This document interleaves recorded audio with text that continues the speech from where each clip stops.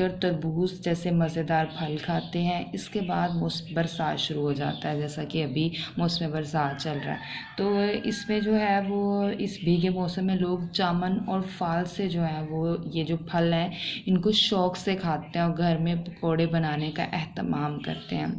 उसके बाद जो है वो आ जाता है नवंबर में सर्दी का आगाज़ हो जाता है और गर्मी और सर्दी के दरमियानी मौसम को ख़ज़ा कहते हैं, यानी गर्मी भी होती है और सर्दी भी होती है। इस दरमियानी मौसम को हम लोग मौसम ख़ज़ा कहते हैं। इस मौसम में सब्ज़ी और पौधों की अफजाइश रुक जाती है, यानी आपको दरख्तों पे जो पत्ते वगैरह हैं वो और ये बिल्कुल नज़र नहीं आएंगे और दरख्तों और पत्तों के नाम की कोई चीज़ बाकी नहीं रहती है।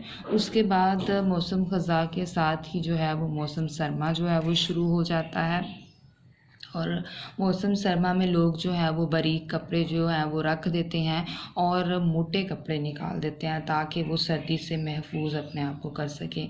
अंगीठियों और हीटरों का इस्तेमाल होना शुरू हो जाता है और खुश्क मेवा जात से लोग लुत्फ़अंदोज़ होते हैं, यानी ड्राई फ्रूट वगैरह का इस्तेमाल होना शुरू हो जाता है और भुनी हुई अशिया और यखनी का इस्तेमाल करते हैं। उसके बाद फरवरी के दरमियान में मौसम सरमा का जो ज़ोर है वो टूट जाता है। मौसम सरमा जो है वो जो सर्दी का जो ज़ोर है वो खुद कम हो जाता है। यही मौसम बहार के आगाज़ के दिन होते हैं। अप्रैल में गर्मी पड़ना शुरू हो जाती है और पाकिस्तान के अक्सर इलाकों में जो बहार का मौसम है वो मुख्तसर वक़्त के लिए आता है, लेकिन इसकी आमद के साथ ही आपको बागों में जो है वो रंग बिरंगे जो है वो फूल नज़र आना शुरू हो जाएंगे और इनकी खुशबू से बागों में जो है वो बहार आ जाती है।